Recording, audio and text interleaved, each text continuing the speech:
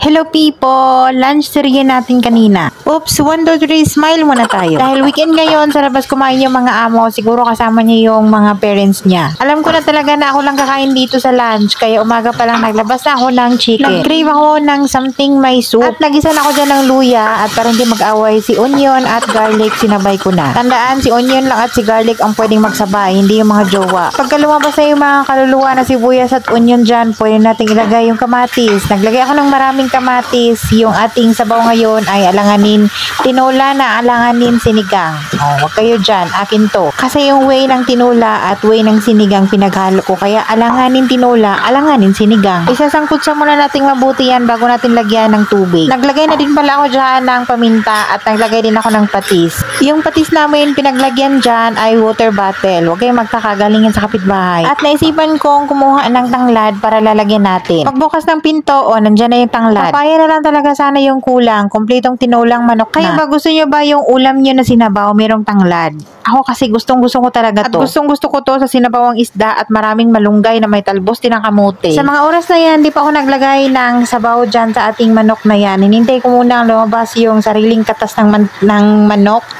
Saka malambot na yung ating maraming kamatis at nilagay ko na yung tanglad. Sobrang bango ng tanglad. Ako lang ba yung nababanguhan talaga ng tanglad? Then naglagay ako ng isang broth cubes. Naglagay ako ng sili, isang piraso lang dahil yun na lang yung available.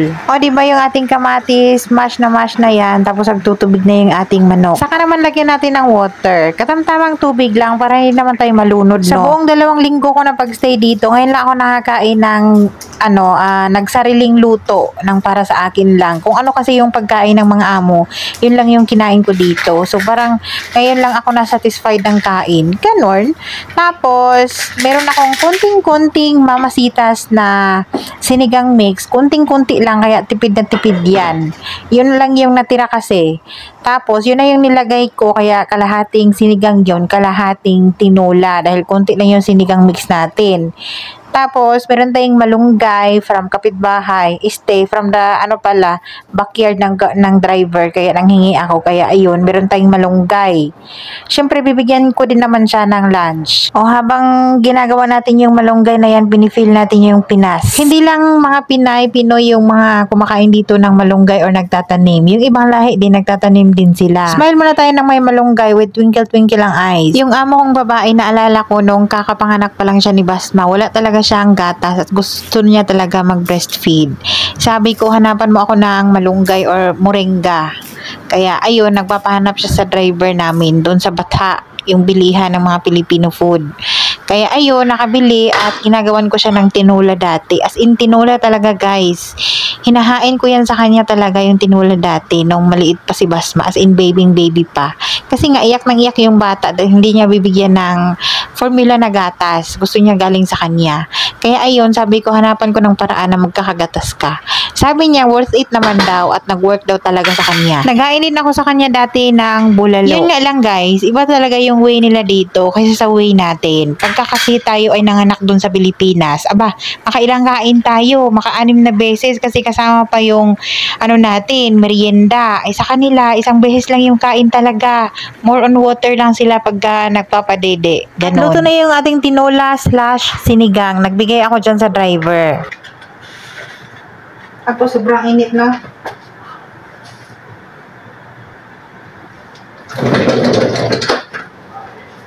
Kain tayo! Yung ating sausawan ay yung ginawa natin na suka na may sili. We call this sinamakan. Bakit kasi masama yung sama yung mga naglagay ako ng konting asin. Pwede naman patis. Pero kasi nagpatis na tayo dito sa lalagay natin yung ating sili dito.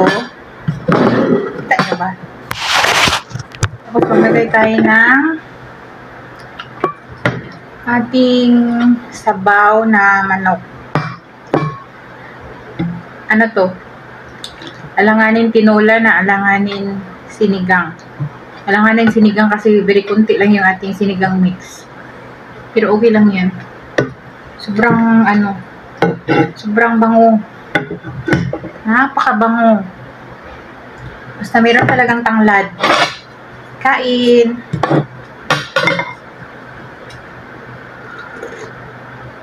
Mmm!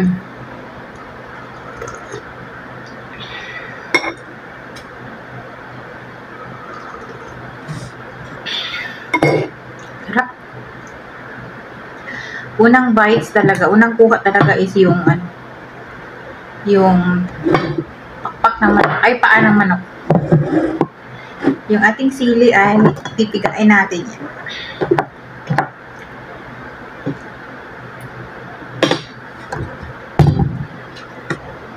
Hindi masyado maanghang. Or dahil sa hindi pa siya masyadong na-absorb.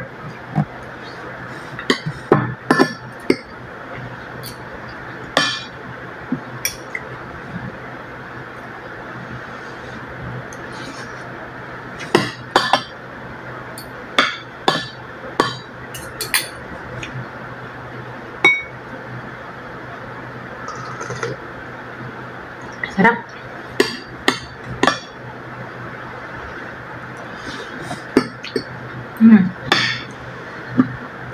Yummy.